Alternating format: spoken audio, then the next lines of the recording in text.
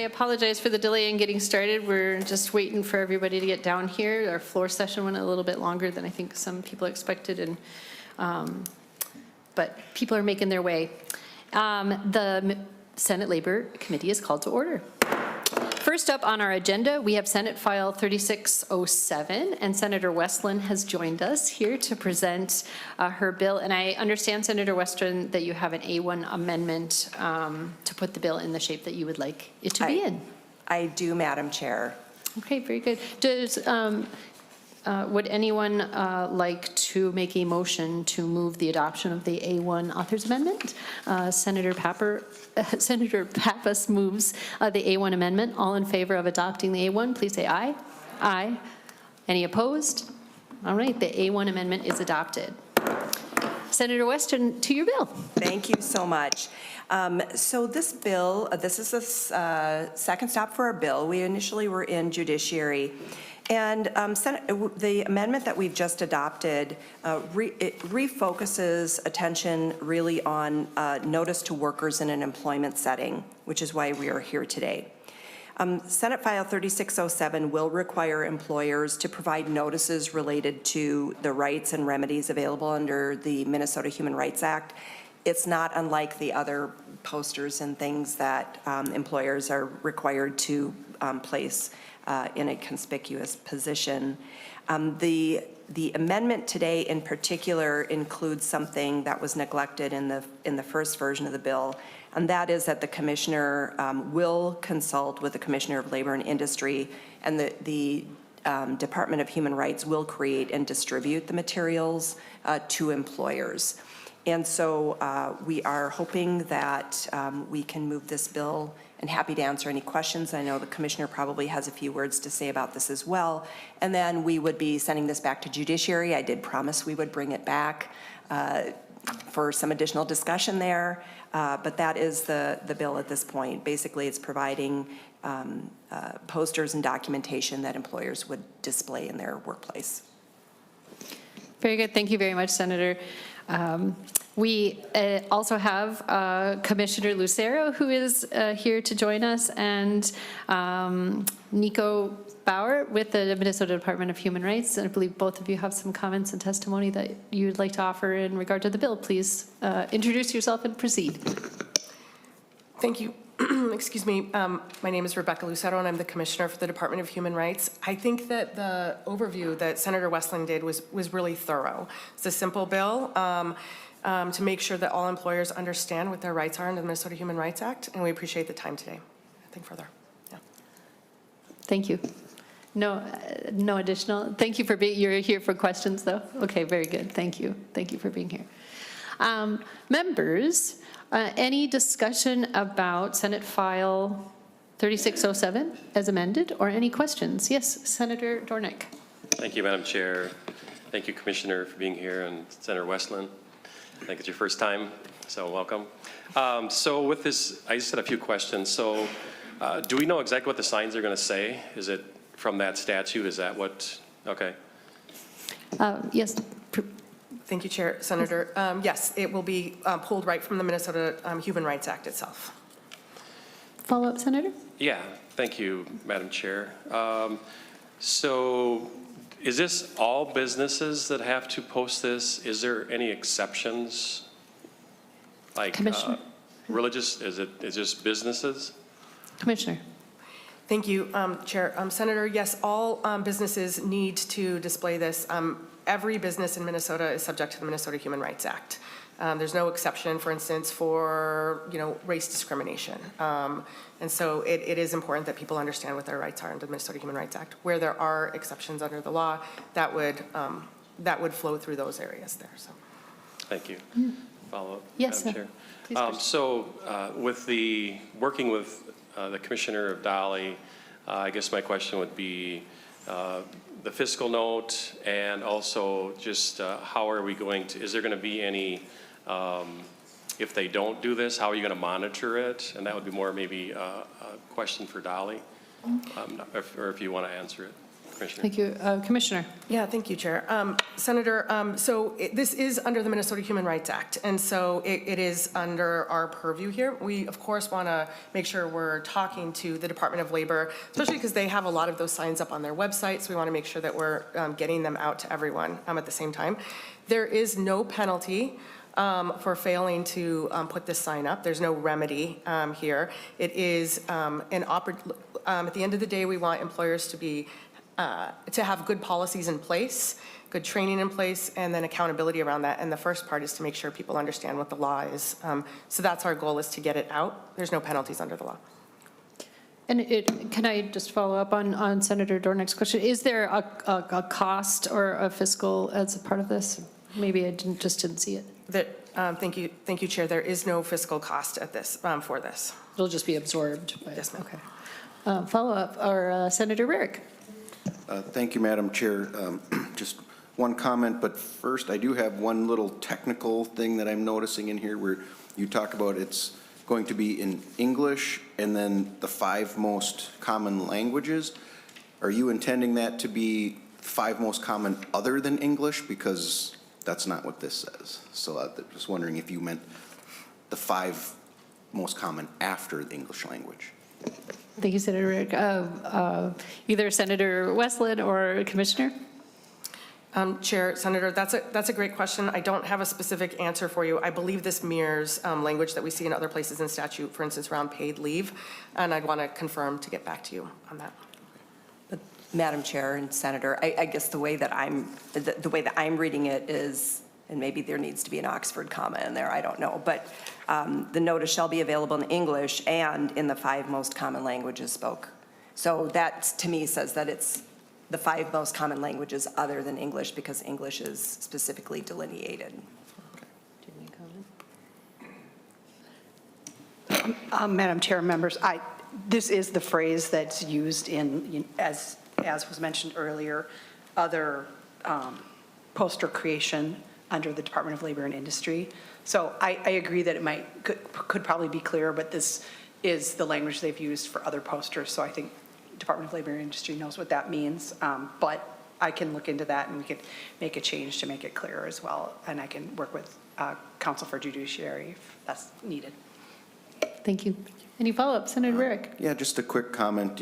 I do appreciate the amendment and the change to have this handled similar to when the Department of Labor provides the posters for employers.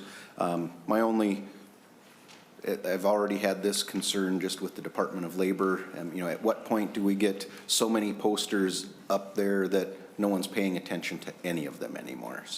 But thank you, Madam Chair. Thank you, Senator. Madam Chair. Oh, yes. I would just say, Senator. fair point. You can lead a horse to water, but you can't make them drink. But I do think that it is important that, rights under the Minnesota Human Rights Act are not of much use if people don't know or know where to find them, as with some of the other issues, the other items that employers post. And it may be things that people just aren't paying much attention to until maybe they need to pay attention to it. Yeah. Thank you, Senator. All right. Members, any further discussion or comments? Okay. Seeing none, I'll go ahead and give you the last word, Senator Westlin, and then our intent is to have a motion that the bill as amended be recommended to pass and sent to the Judiciary Committee. Yep. That's correct. Just thank you so much. Longtime listener, first-time caller, so I'm glad to be here in front of Labor for the first time after almost 4 years, and I appreciate your attention today. Thank you. Thank you very much, Senator. Members, I would like to ask for a motion. Senator Pappas making the motion that Senate File 3607 as amended be recommended to pass and be re-referred to the Committee on Judiciary and Public Safety. Madam Chair, definitely with recommendation. With recommendation. Yeah, I'll move that, again, Senate File 3607 as amended be recommended to pass and re-referred to the Committee on Judiciary. Thank you very much, Senator Pappas. All in favor of Senator Pappas's motion, please say aye. Aye. Aye. Any opposed? All right. Thank you very much. The motion passes. Next up on our agenda, we have Senate File 3750, and Senator Kunesh is here. Welcome to the Senate Labor Committee, Senator Kunesh. Thank you, Madam Chair. This is my first time also, so. Wow. Big day, first timers. Yeah. Yeah. I have before you House File 3750 for consideration. Thank you very much. All right. Senator Kunesh, would you like to offer some opening comments? And then I think we do have some people signed up to testify. Yep. Very good. Please proceed. All righty. So members, Senate File 3750 is a bill to change or modify the Minnesota Building Code. In 2020, the Minnesota Building Code mandated that storm shelters be constructed in accordance with current ICC. It's ICC 500-2014 code, which requires storm shelters in educational occupancies in just the southern third of the state of Minnesota. And this was to conform with some of the federal guidelines that had come out. While I am always, foremost looking at the safety of our children, I think that it doesn't make quite sense the way that it is set up, and it creates a mandate that is a huge expense to schools with any of their construction projects, since any new construction in schools that have an occupancy increase of 50 or more students results in the mandate to build a fully fortified storm shelter. And that means with an addition of maybe just 2 classrooms that this would trigger this code requirement. This mandate is forcing schools to make decisions about what to build and to somehow avoid the additional costs of that storm shelter. The cost of designing and building reinforced structures to meet the storm shelter standards can add hundreds of thousands, in some cases even millions of dollars, to a project where the intent was just to create perhaps 1 or 2 new classrooms. What could have been a small addition now becomes a bigger project, with the cost being significantly higher, leaving schools with either cutting back on the classroom space or actually just canceling that and creating, these overpacked classrooms altogether. So in this instance, I think it's really important that we leave it up to the schools to decide if they would like to build that storm shelter or a hardened space within the school. They would be able to use existing music room or libraries or locker rooms that would be more affordable while safely protecting children from typical storms we get in Minnesota, and allowing schools to remodel and expand to meet the needs of their communities. And that is my bill. Thank you, Senator Kunesh. We'll go ahead and proceed then with testimony. And we have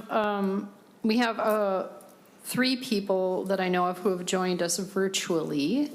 The first on my list is Doug Storbeck, Superintendent with Grana Huntley East Chain of Public Schools. Mr. Storbeck, have you joined us? Yes. Can you hear me? Oh, very good. Yes, we can hear you, and we can also see you. So welcome to the Senate Labor Committee. If you'd please introduce yourself for our record, and also if you could indicate where you're testifying from today, joining us remotely, and then we look forward to hearing your testimony. So my name is Doug Storbeck. I'm the superintendent at Grenada Huntley East Chain School, and that is where I'm testifying from, is from my school. Located in south central Minnesota along the Interstate 90. And thank you for the opportunity to testify today. The safety and security of students and staff is a priority for every school administrator in Minnesota. I understand why stronger storm shelters requirements were put in place. However, like all decisions schools make, we must consider the costs and benefits, especially when funding is limited. In 2018, our school was struck by an EF1 tornado and we sustained some minor damage. A storm shelter would not have prevented this damage, and I believe it is the intent of these shelters to protect people, not buildings. According to the Minnesota Department of Natural Resources, nearly 75% of our tornadoes occur in June, July, and August, when most schools are not in session. Tornadoes are also most common between 2 p.m. and 9 p.m., often after the school day ends. Additionally, I was unable to find reports of tornado-related deaths occurring in a school in Minnesota. Superintendents closely monitor weather throughout the year and work directly with the National Weather Service. We receive advance warnings, updates, and webinars when severe weather is possible. Last year on April 28th, we dismissed school early at 1:30 p.m. due to tornado favorable weather conditions. The communication tools available today allow school leaders to make quick decisions to keep students and staff safe. Our district recently passed an $8.7 million building bond referendum. We are adding 2 new classrooms, a CTE wing, and the rest is renovations. Within this project, there's about $500,000 or about 6% of the total project allocated for a storm shelter. For a small school district like ours, this is a significant expense.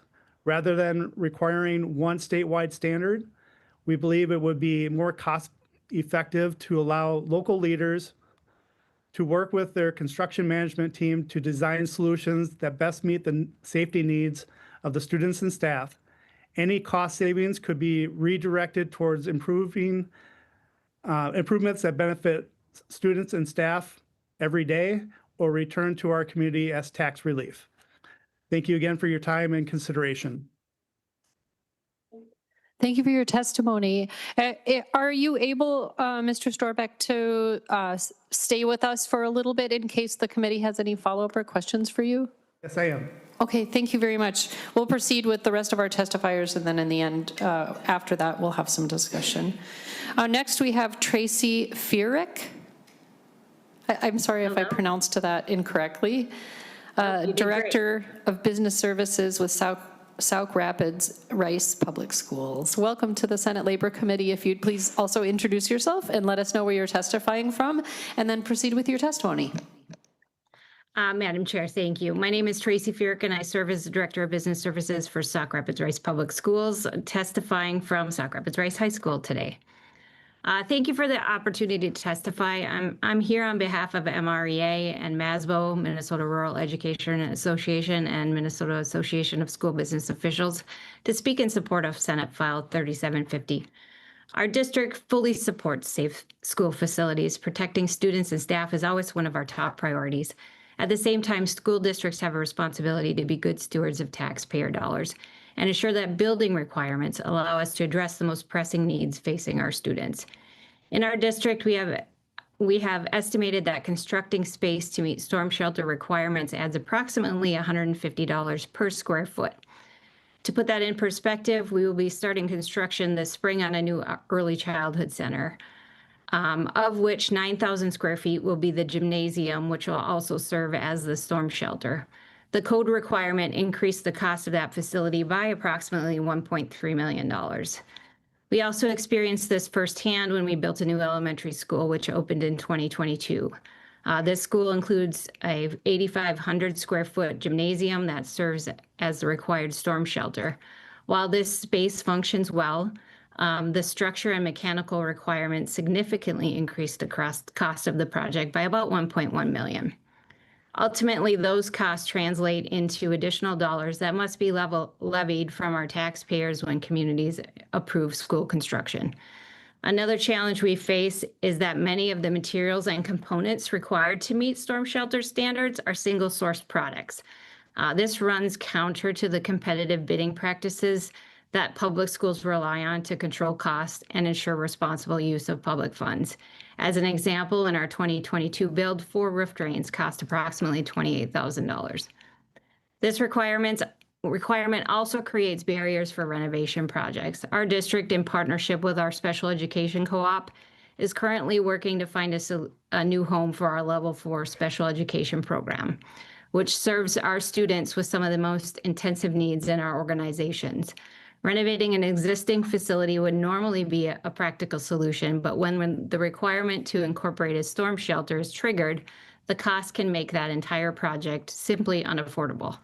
Based on estimates from our construction partners, if we were to renovate an existing facility and incorporate the storm shelter into the design, it would come at a cost of $600 per square foot or $8.5 million for a 14,000 square foot addition.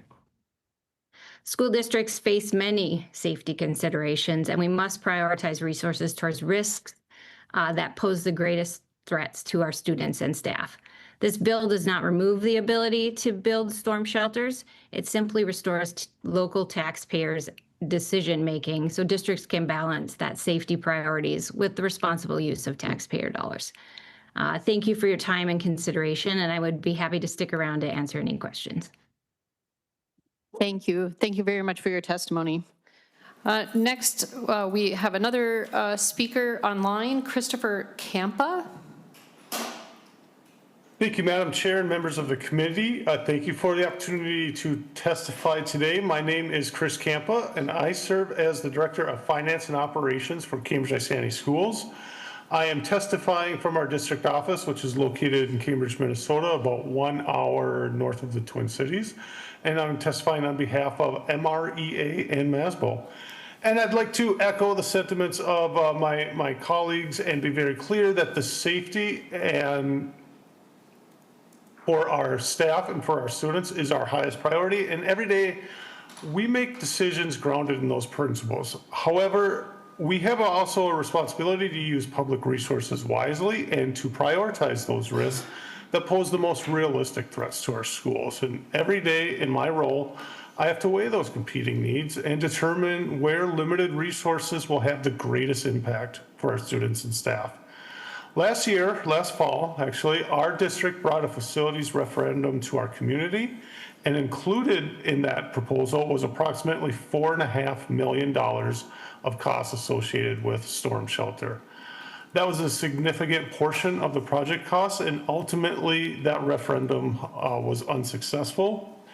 During the process, the state engineers evaluated our current high school building against 17 different structural metrics related to the ICC 500 storm shelter standard, and our existing building passed on 15 of those metrics.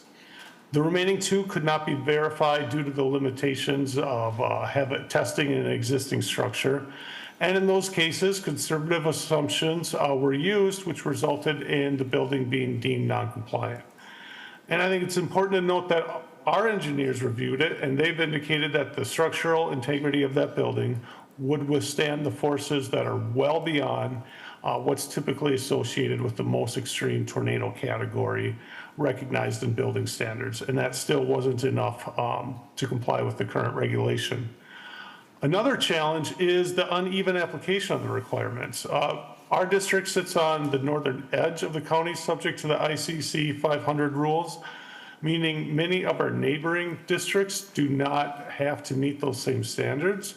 And at the same time, surrounding states such as Iowa, Wisconsin, or Ohio do not include schools in their ICC 500 storm shelters, and our other neighboring states rely on local control to set those requirements. So I can't determine the total impact within those states, but the result is that Minnesota schools in certain regions face millions of dollars of additional construction costs that our neighbors do not.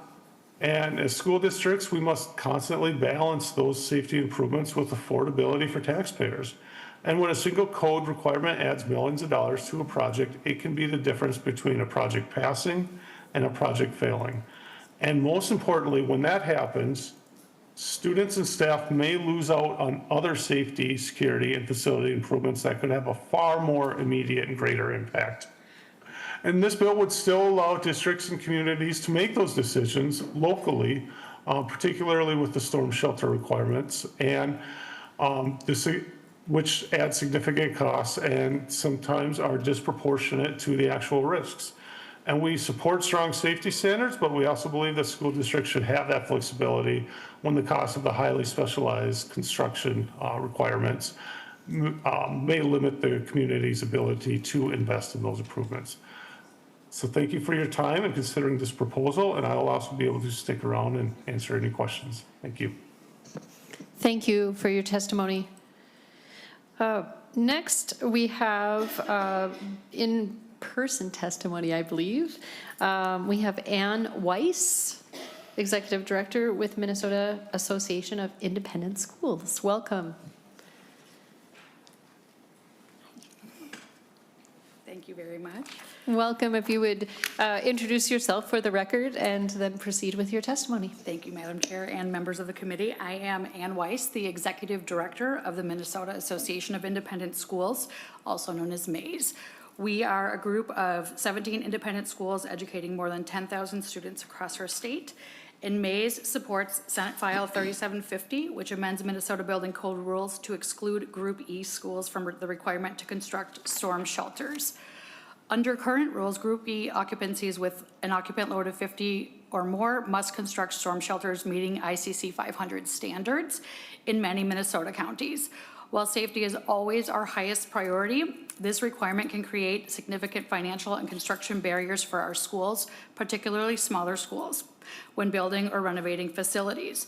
Many schools already maintain comprehensive emergency preparedness plans, including severe weather protocols, designated interior shelters, and coordination with local emergency management. Requiring ICC 500 storm shelters in every new or renovated Group E school facility can dramatically, as we've heard, increase construction costs, diverting resources away from other important educational and safety priorities.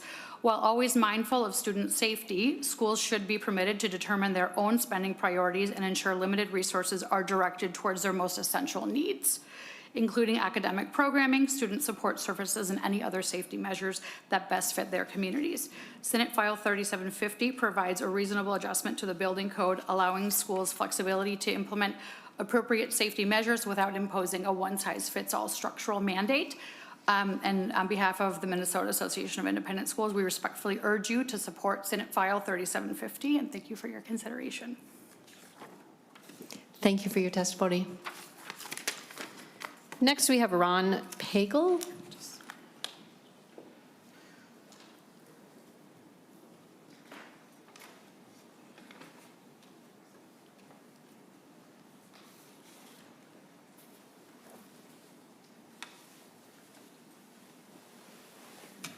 Welcome to the Senate Labor Committee. If you would also introduce yourself, please, and then proceed with your testimony. Good afternoon. Thank you. Chair McEwen and members of the committee. My name is Ron Pagel, and I'm currently serving my 31st year as a member of the Dover Yoda School Board, a district in southeast Minnesota. Thank you for the opportunity to testify in support of Senate File 3750. As elected school board members, we are entrusted with two of the public's most important resources, their children and their tax dollars. By the way, they don't always rank them in any particular order. We want to provide the environments where students can learn, explore, and develop the skills they need to become productive members of society. At the same time, we must ensure that our facilities keep students safe. During my tenure on the board, we have completed 3 major building projects, with the most recent occurring in 2023. The focus of this project was upgrading and renovating our original 1961 building, while also expanding space for additional CT&E programming. In the planning process, as the planning process unfolded, we were informed that our project would be required to include a storm shelter. What did this mean for our district? Our total project budget was $27 million. The addition of a storm shelter increased the cost of this project by more than $3 million of construction and engineering costs. It also significantly changed how we could design and use the space. Because of the storm shelter requirements, the area was limited to minimal doors and openings. Window sizes were restricted, which reduced the amount of natural sunlight. Special doors, both in size and material, were required to meet code. Overhead door sizes also were limited, which restricted the type and size of student projects that could move in and out of the space. For example, a student-built utility shed has to be constructed outside rather than being built inside and moved out later through one of the overhead doors. If our district had not been required to include a storm shelter, similar to districts north of the metro or in our neighboring states, what would have been different? We had two realistic alternatives. First, we could have completed the same basic improvements in construction for approximately $3 million less. Second, we could have used those funds to invest in additional improvements to our facilities and infrastructure. We could have included more efficient boilers, air handlers, water heaters, chillers, or new roofing systems. There are many areas where these funds could have been used to improve efficiency and reduce long-term operating costs. I believe we can design and construct school buildings that provide appropriate safety without the additional storm shelter requirement. I would urge the committee to support this legislation. Thank you, Senator Kunesh, for bringing this bill forward, and thank you for the opportunity to speak in support of Senate File 3750. I'm happy to answer any questions. Thank you very much for your testimony. Next, we have Sherry Hansen.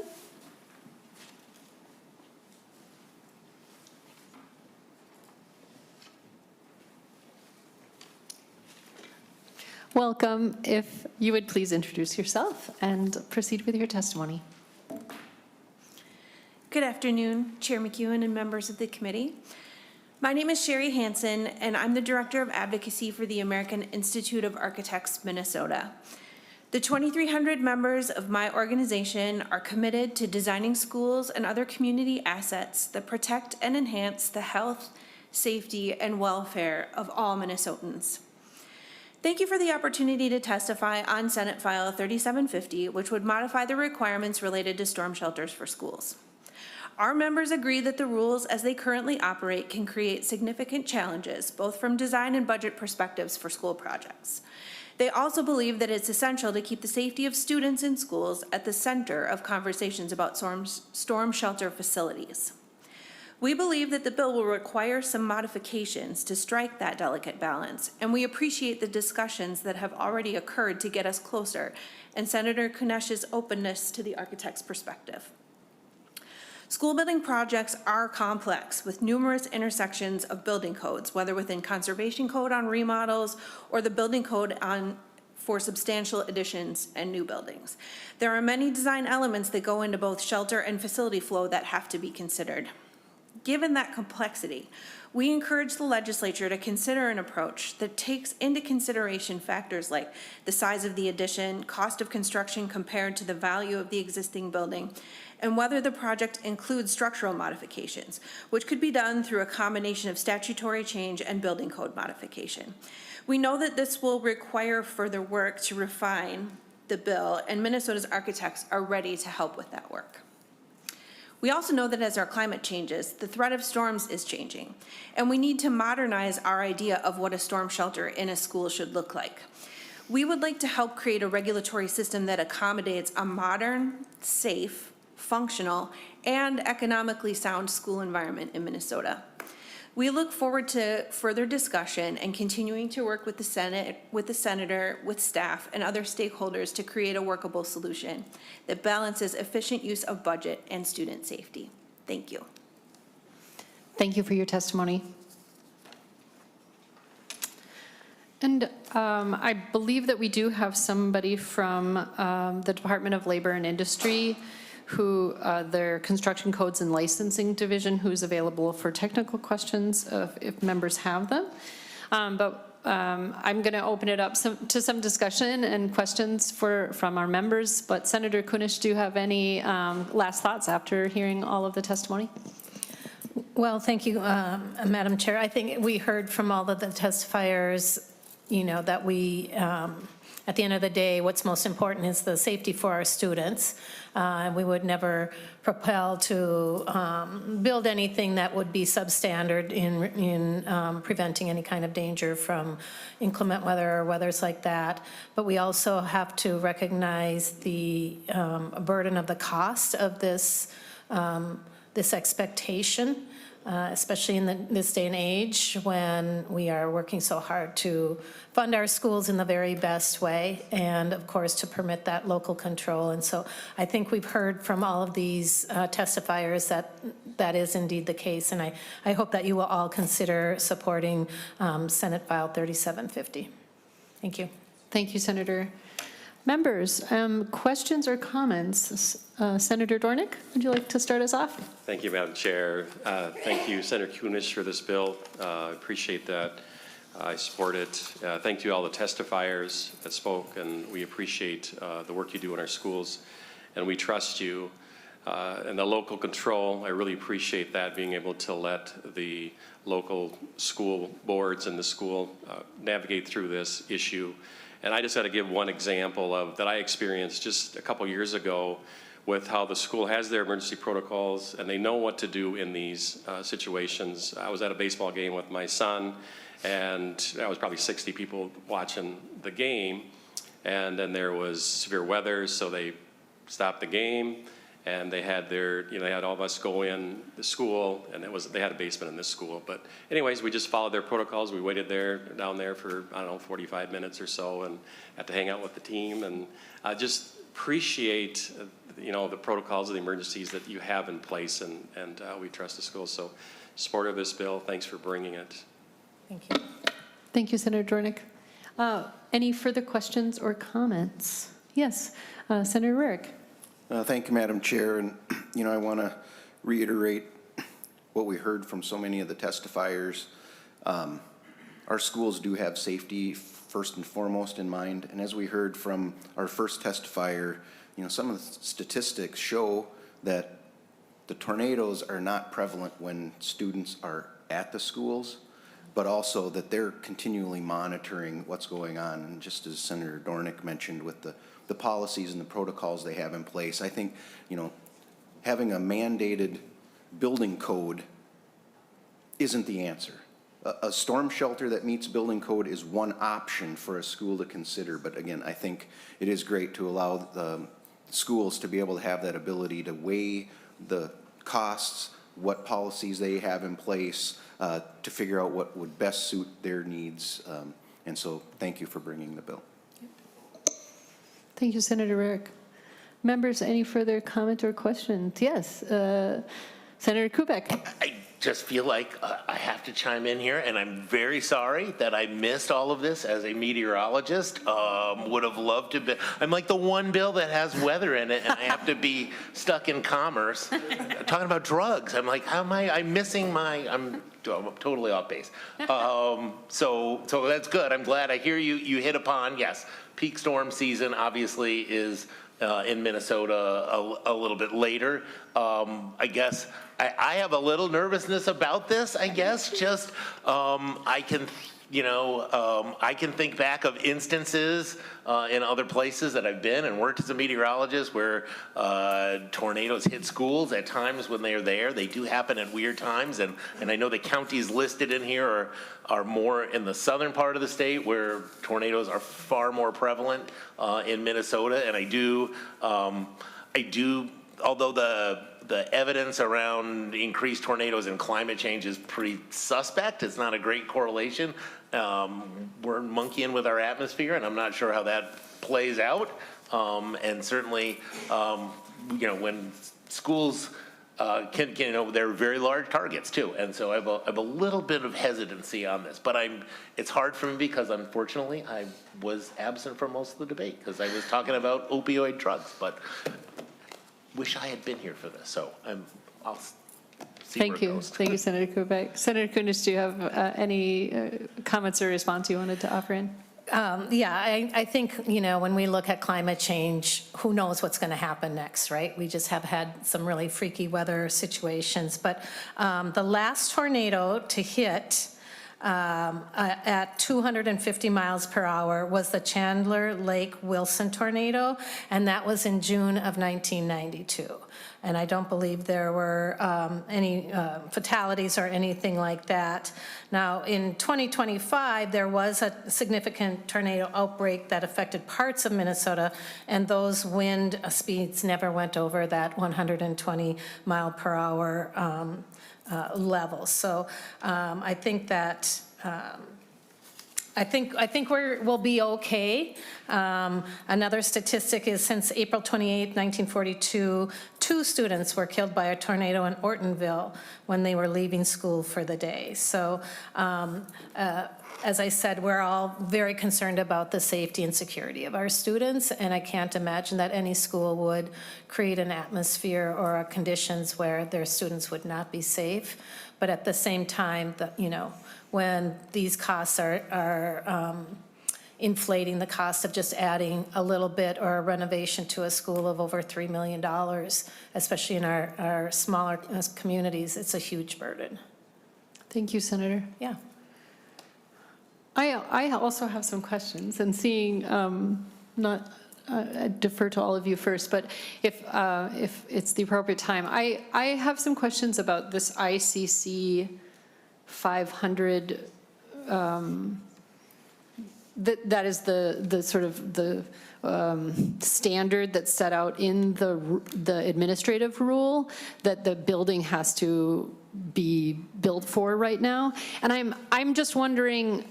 Because what I'm hearing from the testifiers and just sort of my own anecdotal experience, you go into a school and that's a very solid building, right? There's lots of safe places. Usually there might be a basement. There's going to be places in the school to take shelter.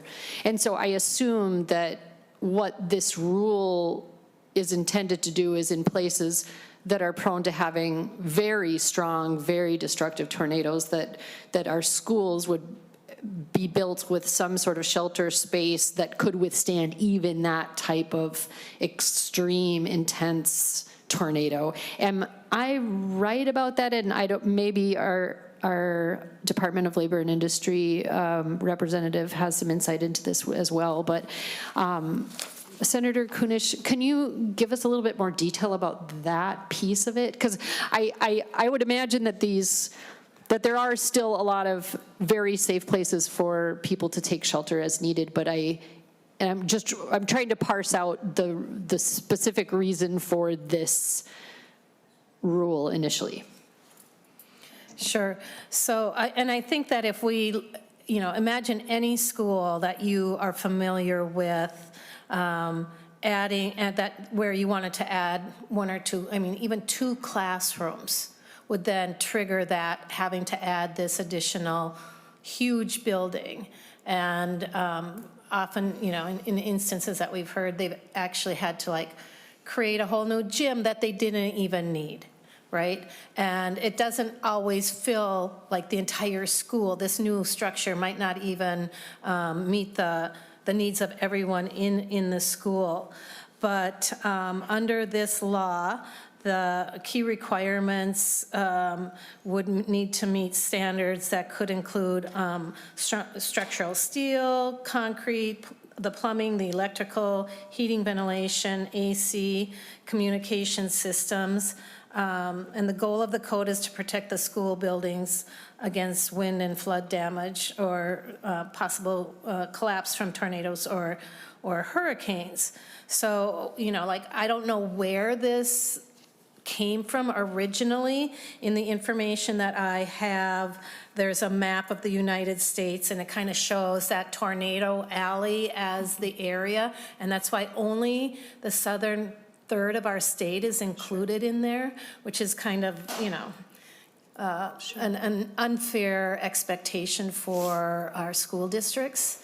But I really don't know the exact reason why they decided that this needs to be part of what the expectations for Minnesota's building is. Senator Kunesh, do you mind if I ask if I'd like to ask the DLI to come up and speak to this? Sure.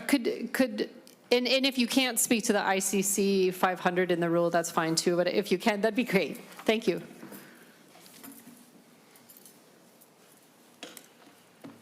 Good afternoon, Madam Chair and committee members. My name is Greg Metz. I'm an assistant director at the Department of Labor and Industry, and I'm the state building official.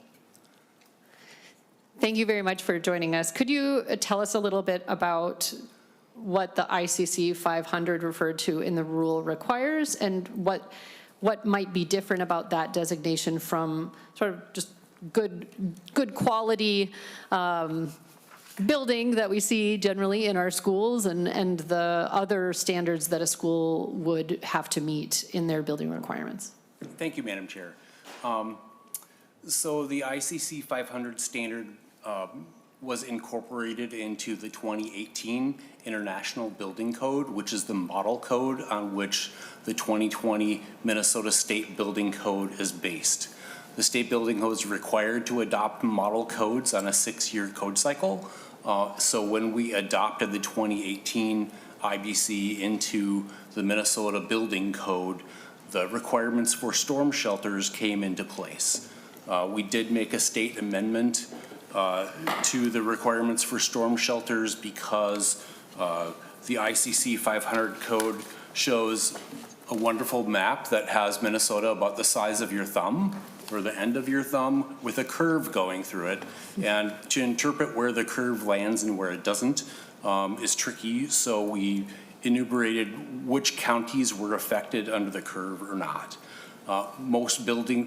New construction in Minnesota is designed to wind speeds of 95 miles an hour as the standard for lateral forces. The ICC 500 as the model code reference requires storm shelters to be designed to a 250 mile an hour standard. So that's different, and that's the national standard of care which we adopted as part of our building code in the state of Minnesota. Does that address your question? That does. Thank you very much. I appreciate it. I share some concerns about this. I really sympathize with what the districts are in detailed concern explaining to us, and I know that the authors of the legislation, including yourself, Senator Kunesh, and all of these school officials are wanting to prioritize safety, absolutely. But one of the things that I think we need to acknowledge in all of this is that our schools are constantly struggling for adequate funding. And so what I hear in a lot of these statements is, we don't have enough money to do this. And there is a sort of sense, which is I'm trying to get my mind around, is this something that we actually should have? That if we had the money to do it, that we should do this. And if that is the case, then the real problem is that we are not collectively as a legislature deciding to allocate enough money to our schools to be able to do this. And so my biggest concern is that I don't want to be, it's like cutting off services or cutting off, making cuts, austerity cuts in various ways. It's always a struggle for funding. I do, as Senator Dornick said, like the idea of there being this local control. But my concern is that, of course, these school officials, they're trying to get these levies passed. They're trying to get enough money for these builds, make sure that they can meet all the needs of their students and their community. And of course, something like this is going to fall to the wayside. This is exactly the type of thing that has to come from a requirement like this has to come from higher units of government to say, like, this is going to always be something that's going to fall to the wayside because you're always having to make these really difficult financial choices. So I'm inclined to vote to have this bill proceed, but I do want to voice my real concerns about whether this is coming just more from a sense of not having enough money when we should have enough money for our schools, or if it really is coming from a, this is really over what we need. And especially at a time where we are seeing our weather patterns become increasingly chaotic and increasingly I also have concerns about schools having a policy that, you know, weather coming in that is dangerous, and then instead of the answer being, okay, everyone hunker down and stay here and be safe, that the policy would be like, quick, send all these kids home. Like, a lot of those kids might live in a trailer park and not have any kind of safe place where they're gonna be. So when you're sending those kids out into the community, you don't know that they're gonna be safe. Like, it is our job as public officials, as in our society, to provide these public goods where people really have a safe place to be, and especially if you live in a community that has this kind of extreme weather. So I just really want to be cautious as we move forward. And I did want to ask, does Department of Labor and Industry have a position on this bill and whether or not it should be changed? Policy question. Thank you, Chair, for the question. For the record, Josiah Moore, Legislative Director at Department of Labor and Industry. DLI does not have a position on the bill at this time, but we are glad to have the hearing and hear from the stakeholders and form these connections so that we can learn more about the problem they're bringing forward and try to form that position. Thank you very much for that. Appreciate it, making the record. Okay, members, thank you for your patience while I wanted to make a record of my concerns as well. But I, with that, would go ahead and ask if we have, if there are no further comments, ask for a motion that Senate File 3750 be recommended to pass and be re-referred to the Committee on State and Local Government. Madam Chair, so moved. Okay, thank you very much, Senator. We have competing senators wanting to make that motion. Okay, so Senator Liskey makes that motion. All in favor, please say aye. Aye. Any opposed? All right, the motion passes. Thank you. Thank you very much, Senator Kunesh. You bet.